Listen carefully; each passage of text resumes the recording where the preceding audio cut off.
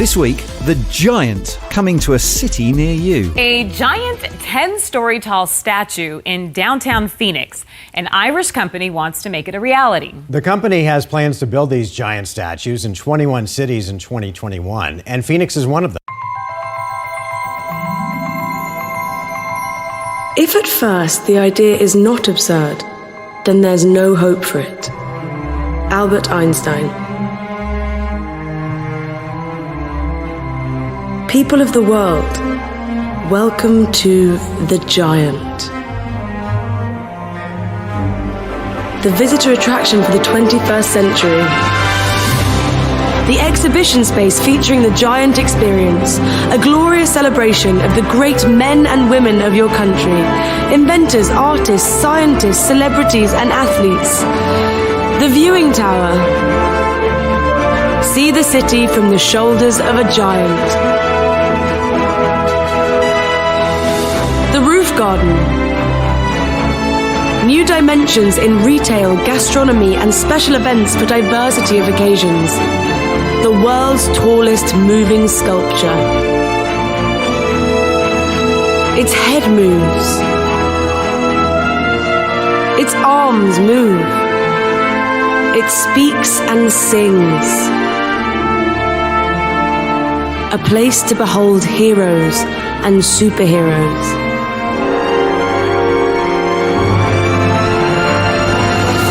A space to celebrate the great and the good. The game changers, the icons of your city and country. Every hour, the giant transforms into an extraordinary person. From sports, science, characters, your favorite heroes, and recites poetry and words of wisdom to the crowds below. We don't know if these vaccines will work. A space to celebrate the great and the good. The great men and women who have made this world a better place to live in.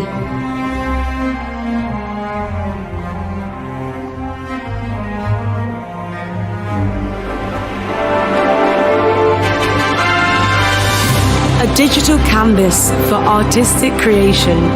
A creative canvas like no other. A digital art gallery in the sky that displays masterpieces from today and throughout the ages.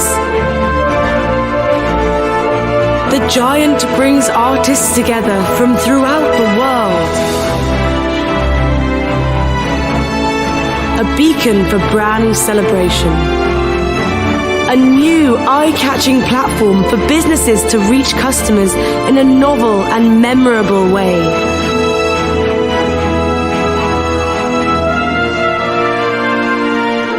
A giant opportunity. A business model that delivers world-class experiences and world-class profits. An economic stimulator that enhances tourism, job creation, footfall, and commercial activity in the city. Join the Giants movement. The world's largest selfie. An homage to human potential. The world's most awe-inspiring selfie. Visitors are scanned and instantly become a giant. An experience to share and remember for a lifetime. There's nothing like it on the planet. Imagine you can be the giant. The Giant transforms into a stage and a backdrop for festivals, concerts, performances, and special events. Let the party begin!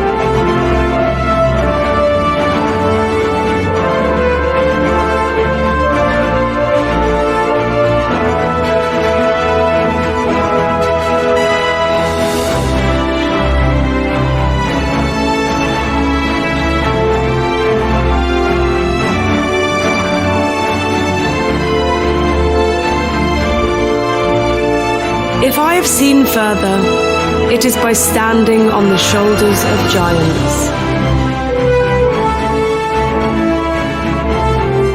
The Giant. Coming to 21 cities in 2021. Awaken the giant in you.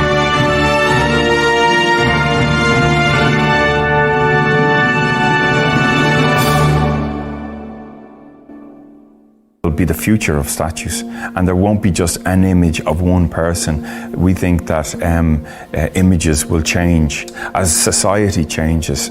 And he had power to give life unto the image of the beast, that the image of the beast should both speak and cause that as many as would not worship the image of the beast should be killed.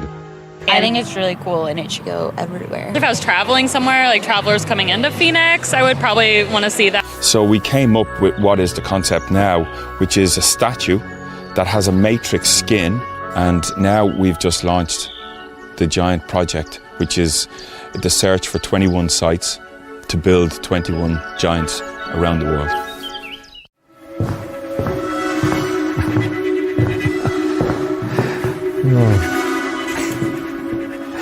Is it big enough, do you think? And bear in mind, this is only a small-scale concept model.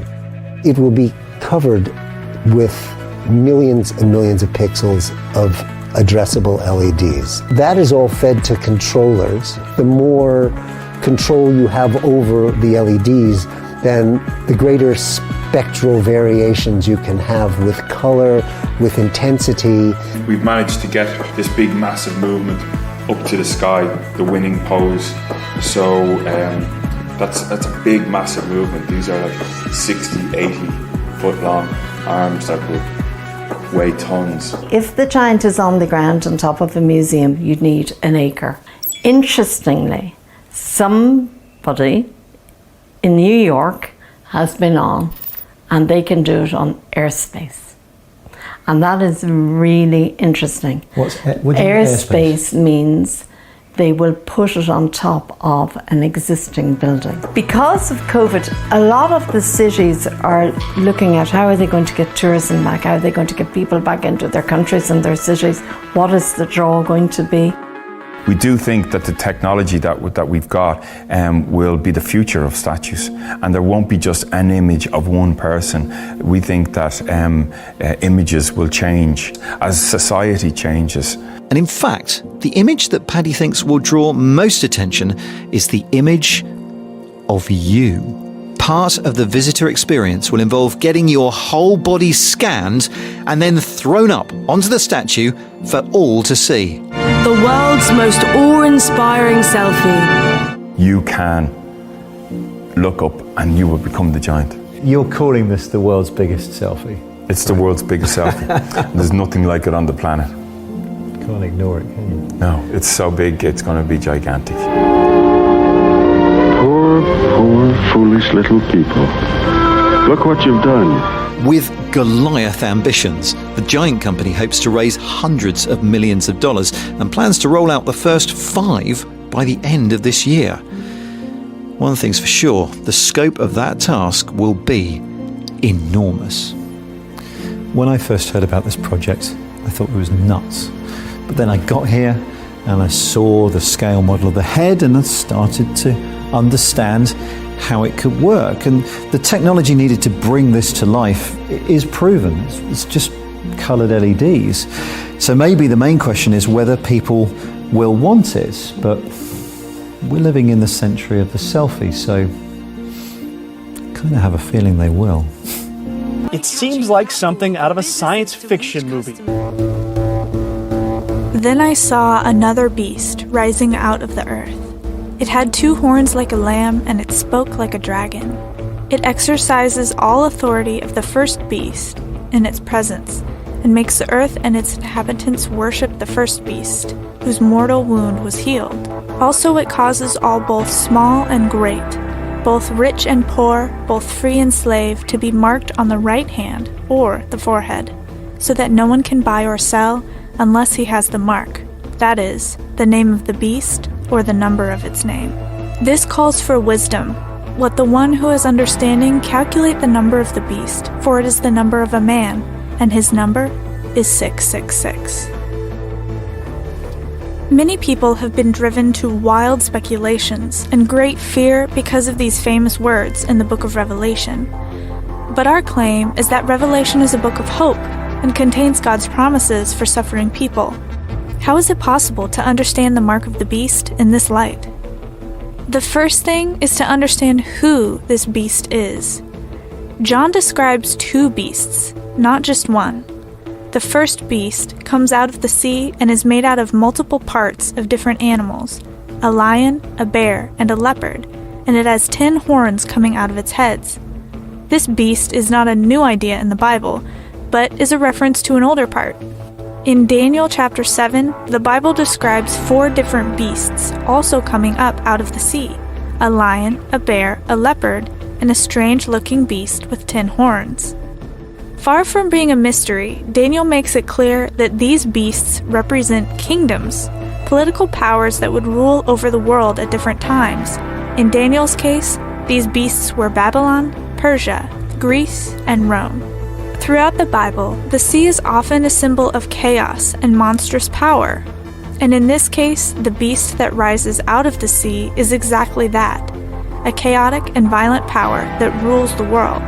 John, the author of Revelation, lived during a time when the Roman Empire ruled the world, and the vision he describes suggests that the first beast from the sea has something to do with Rome and the way they encapsulated the worst tendencies of all the empires before them. The second beast looks more like a lamb and comes from a different place, the earth, which suggests this beast may seem to be Christian in appearance and rise up from a different place than the source of powers of the old world. This second beast will reinforce the systems created by the first beast, and will cause the world to worship the first beast, and will enforce the mark of the beast.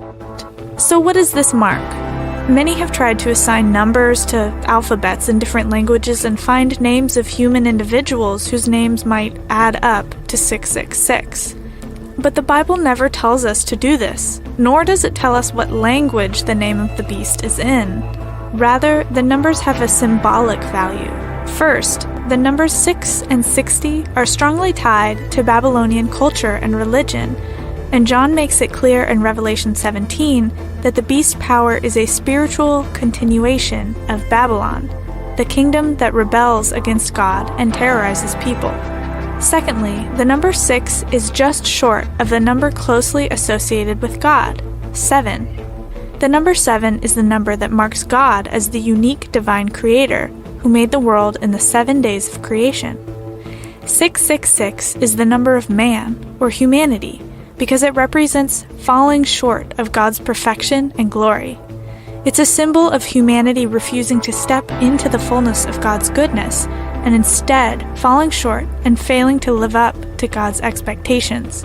The great kingdoms that John describes in Revelation have done and will do exactly this.